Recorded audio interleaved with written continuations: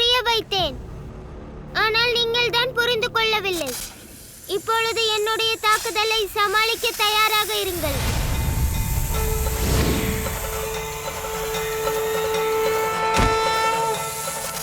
அச்சுதம் கேசவம் ராமநாராயணம் கிருஷ்ணதாமோதரம் வாசுதேவம் ஹரி ஸ்ரீவல்லபம் ஜானகி நாயகம் ராமச்சந்திரம் பஜே.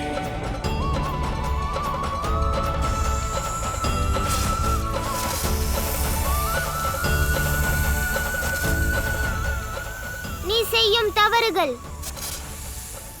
பாவம், அதர்மங்கள், அராஜகங்கள் இவை அனைத்துமே மன்னிக்க முடியாத குற்றமாகும். ஆனால் ஒழுக்கம் அவசியம் தேவை. அவ்வாறு இல்லை என்றால் அழிவுகள் தான் ஏற்படும். அதனால் அழிவுகளை அழித்தே ஆக வேண்டும்.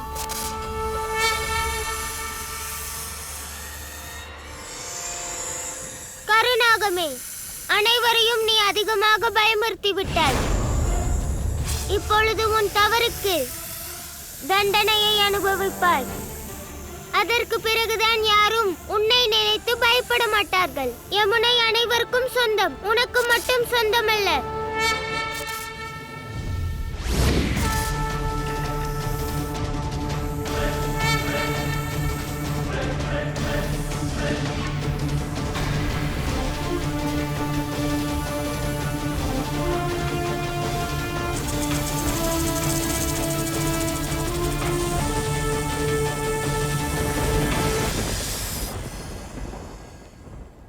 இந்த அலறல் சத்தம் கருநாகத்தினுடையது. கிருஷ்ணனை கண்டு கோபம் அடைந்து கத்துக்கிறனா என்ன? அவன் கிருஷ்ணனை ஏதாவது செய்து விட்டால்? கிருஷ்ணனுக்கு எதுவும் ஆகாது. அவன் வருவான். அவன் நிச்சயமாக வருவான். கிருஷ்ணா, வந்துவிடு, அங்கிருந்து வந்துவிடு. உன் தாய் உன்னை அழைக்கிறாள். கிருஷ்ணா, வந்துவிடு, வந்துவிடு கிருஷ்ணா. தாயே, இதோ வந்துவிட்டேன். நான் உடனே வருகின்றேன் தாயே. கிருஷ்ணா, என் கிருஷ்ணன் குரல் இது.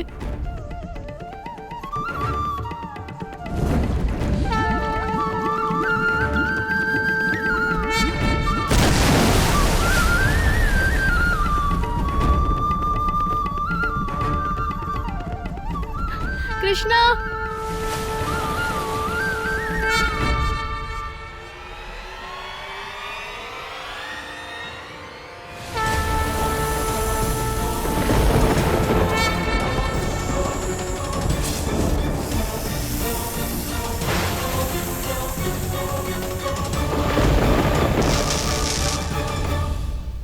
கருநாகத்தின் லீலைகளால் ஒரு விஷயம் தெளிவாகிறது. மனிதர்களுடைய மனதில் அகங்காரம் என்னும் எண்ணம் அவனை விஷநாகமாகவே மாற்றிவிடுகிறது. அது அவன் புத்தியை, மனதை பேதலிக்கச் செய்கிறது. அதனால் அகங்காரம் என்னும் கருநாகத்தை விவேகத்தோடும் புத்திசாலித்தனத்தோடும் அணுக வேண்டும். அப்பொழுதுதான் மனதின் அழுக்கு நீங்கி சுகம் கிடைக்க ஆரம்பிக்கும். உலகத்திலும் சந்தோஷம் நிலைத்திருக்கும்.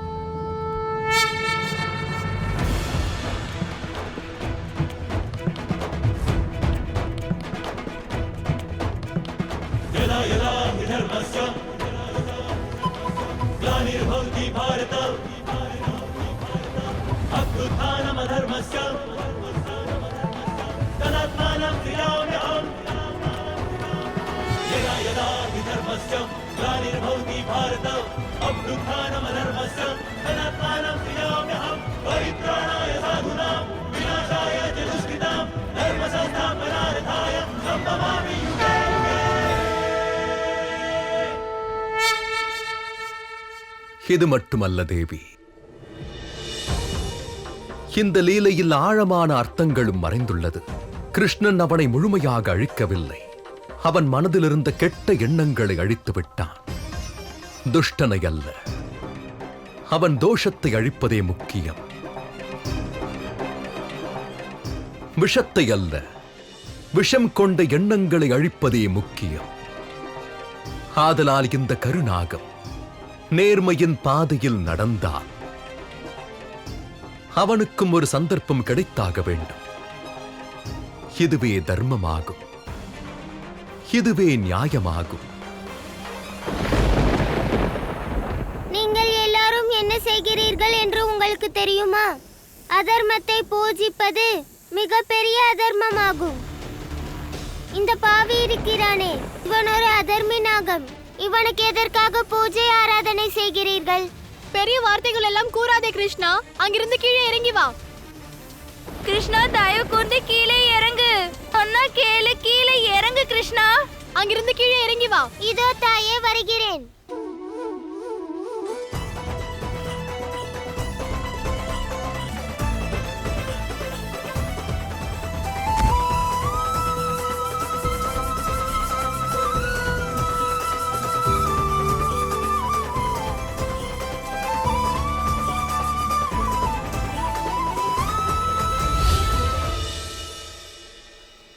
என்னை மன்னித்து விடுங்கள்.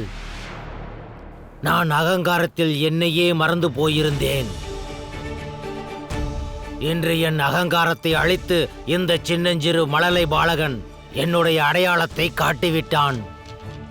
கோகுலத்தில் வசிக்கும் இந்த கிருஷ்ணன் யமுனையில் வாழும் நாகத்திற்கு பலத்தை விட அன்புதான் பெரியது என்று காட்டிவிட்டான். இவன் அன்பால் கோகுலத்தை அரவணைத்துக் கொள்வான். உங்களையும் என் பயத்தில் இருந்து நீக்கிவிட்டான்.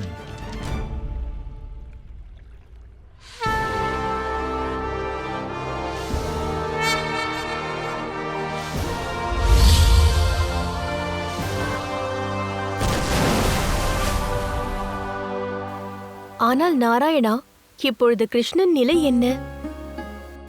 அவன் அம்மாவோ எல்லாவற்றையும் பார்த்து விட்டார்கள். அப்படியென்றால் அவன் அம்மா கிருஷ்ணனுக்கு இன்னொரு சந்தர்ப்பம் தருவாளா? இல்லை, இம்முறையும் தாய்மையின் தண்டனையை அனுபவிக்க வேண்டுமா?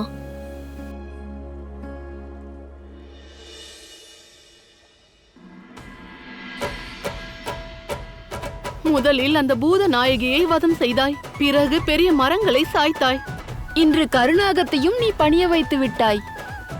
பாலக கிருஷ்ணன் வாழ்க! பாலக கிருஷ்ணன் வாழ்க! பாலக கிருஷ்ணன் வாழ்க! கிருஷ்ணனின் சாதாரண ஆற்றல் சூரியனைப் போலவே பிரகாசிக்கிறது. ஆனால் யசோதா இவனது ஆற்றலை தன் அன்பால் மறைக்க பார்க்கிறாள். கிருஷ்ணனின் சிறப்பு அவளுக்கு தெரிந்தாலும் ஏற்றுக்கொள்ள மாட்டாள். நீங்கள் நினைப்பது போல எதுவும் இல்லை.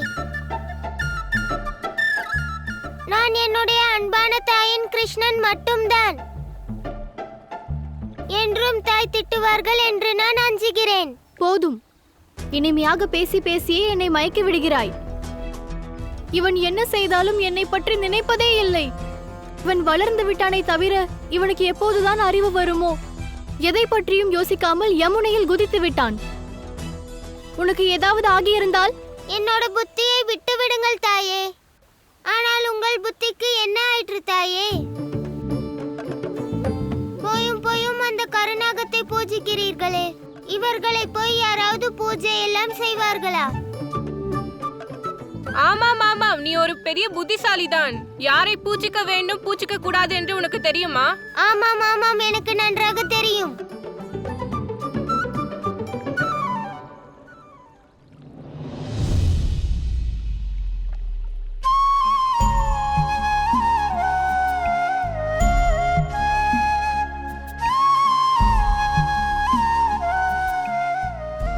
யசோதா தாய் அருகே நிற்கும் பொழுது அந்த நேரத்தில் வேறு யாரையும் பூஜிக்கவே கூடாது. என்ன குறும்புக்காரா, ஏதாவது பேசுகிறாய்?